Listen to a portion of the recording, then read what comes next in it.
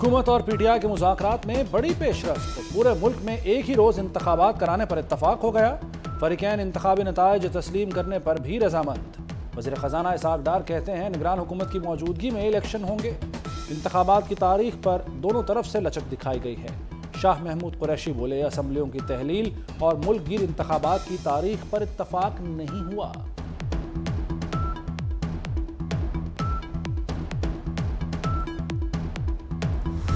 इसमें तो कोई शक नहीं, उन्होंने कानून को वायलेट किया है, उन्होंने आइन को वायलेट किया है और दूसरे जो भी लोग आइन को कानून को वायलेट करते हैं वो सीधा जेलों में जाते हैं।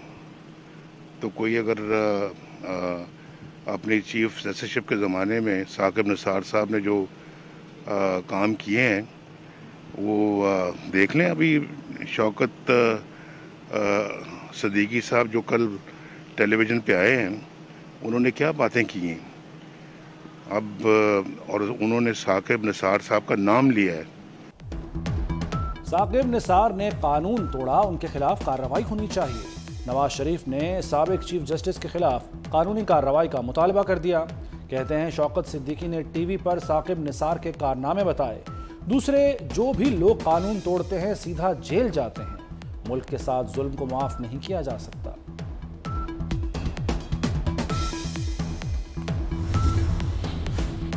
वज़ीर-ए-आज़म शहबाज शरीफ ने साबिक चीफ जस्टिस साकिब निसार के बेटे की ऑडियो लीक पर जल्द कमेटी बनाने की हिदायत कर दी। कमेटी में तमाम जमातों की नुमाइंदगी यकीनी बनाई जाए। पार्लिमानी मामलात में किसी को मुदाखलत की इजाज़त नहीं दी जाएगी। शहबाज शरीफ की ज़ेर सदारत इजलास में फैसला कर लिया गया। पार्लियामेंट के फोरम का मौसर अंदाज में इस्तेमाल जारी रखने पर इत्तफाक। पार्लियामेंट हथियार नहीं डालेगी, अपने वज़ीर-ए-आज़म को बलि नहीं चढ़ाएगी। वो वक्त गुजर गया जब वज़ीर-ए-आज़म की कुर्बानी दी जाती थी।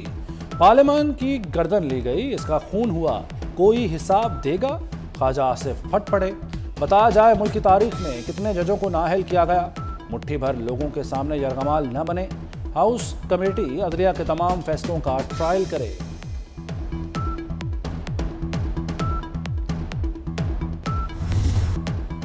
सियासी लोग इंसाफ नहीं मनपसंद फैसले चाहते हैं। सियासत ने अदालती कार्रवाई को गंदा कर दिया है। चीफ जस्टिस के अदालती इस्लाहात के खिलाफ केस की समाअत के दौरान रिमार्क्स। कहा हर इदारा सुप्रीम कोर्ट के अहकामात पर अमल दरामद का पाबंद है। जस्टिस मज़ाहिर नकवी को अलग करने, फुल कोर्ट बनाने की इस्तदा मुस्तरद। चीफ जस्टिस ने सुप्रीम कोर्ट बिल पर पार्लियामानी रिकॉर्ड तलब कर लिया।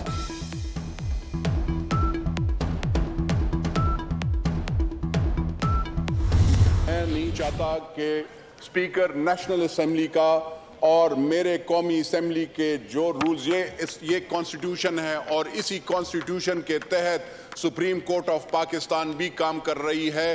वो इस कॉन्स्टिट्यूशन में ना तो अपने अल्फाज डाल सकती है ना इस कॉन्स्टिट्यूशन के आर्टिकल्स को चेंज कर सकती है। वो खाली उसकी तफसील वो क्या कहते हैं इंटरप्रिटेशन कर सकती है। रजिस्ट्रार सुप्रीम कोर्ट के पब्लिक अकाउंट्स कमेटी में पेश न होने पर Noor Alam Khan Barham. Registrar supreme court के वारंट जारी करने का ऐलान कर दिया। कहा कोई भी अदालत पार्लियामेंट की प्रोसीडिंग नहीं मांग सकती, पहले सुप्रीम कोर्ट पार्लियामेंट को रिकॉर्ड फराहम करे। सुप्रीम कोर्ट के जजों को कौन सी गाड़ियां, घर, प्लॉट मिले, रिकॉर्ड फराहम किया जाए।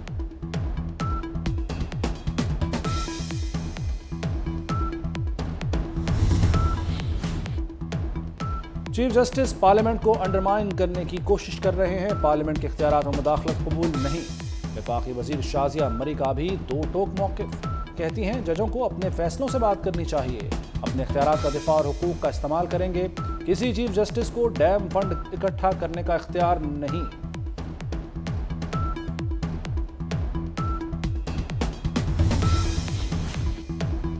वज़ीर-ए-आज़म शहबाज शरीफ से आर्मी चीफ और DGISI की मुलाकात। जनरल आसिम मुनीर और DGISI ने सिक्योरिटी सूरत हाल पर ब्रीफिंग दी। सरहदी सूरत हाल और दहशत गर्दी के खिलाफ इक़दामात पर आगाह किया। वज़ीर-ए-आज़म ने मुलाकात में फ़ौज के पेशावराना उमूर पर इत्मीनान का इजहार किया।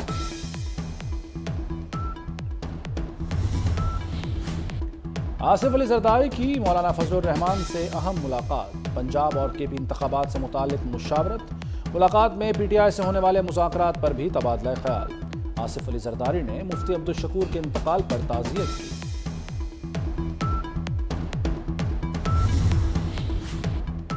सीनियर नायब सदर नून लीग मरीम नवाज की ज़ेर सदारत इजलास।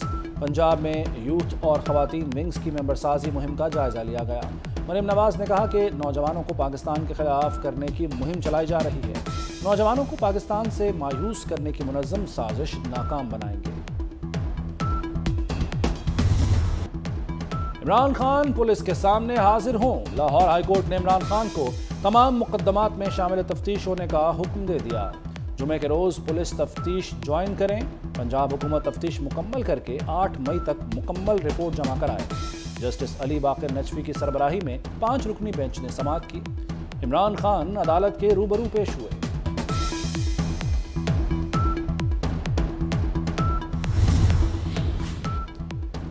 इलेक्शन कमीशन ने पीटीआई रहनुमा फवाद चौधरी के इल्जामात मुस्तरद कर दिए। तर्जुमान के मुताबिक किसी ओहदेदार ने कोई रिश्तेदार भर्ती नहीं कराया। इलेक्शन कमीशन के तमाम दफातर सरकारी अराजी पर बनाए गए।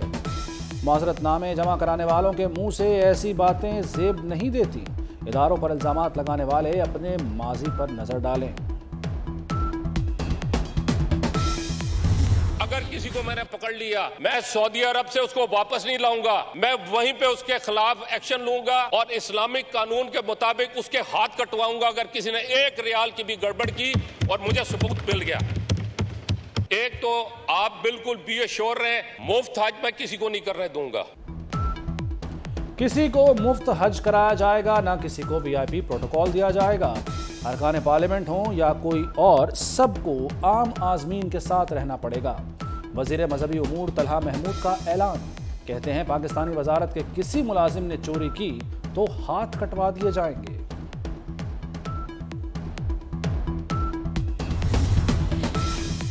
एलपीजी की कीमत में 5 रुपए किलो इजाफा। नई कीमत 234 रुपए हो गई। घरेलू सिलेंडर 58 रुपए महंगा 2760 रुपए का हो गया। कमर्शियल सिलेंडर के दाम भी बढ़ गए। ओगरा ने नोटिफिकेशन जारी कर दिया। गवालों की दूध महंगा करने की तैयारियां। खालिस दूध 235 रुपए, दही 265 रुपए किलो करने का मुतालबा। पंजाब मिल्क सेलर्स एसोसिएशन ने डीसी को खत लिख दिया। कहा जानवरों का चारा, वंडा, खल दुगना महंगा हो चुका। लाहौर में दूध 160, दही 190 रुपए किलो तक बेचा जा रहा है। कराची के इकोसिस्टम में बेहतरी आने लगी। साहिली इलाके में फ्लेमिंगोज नजर आने लगे। मुर्तजा बहाब ने मुख्तलिफ नस्ल के परिंदों की वीडियो सोशल मीडिया पर शेयर कर दी।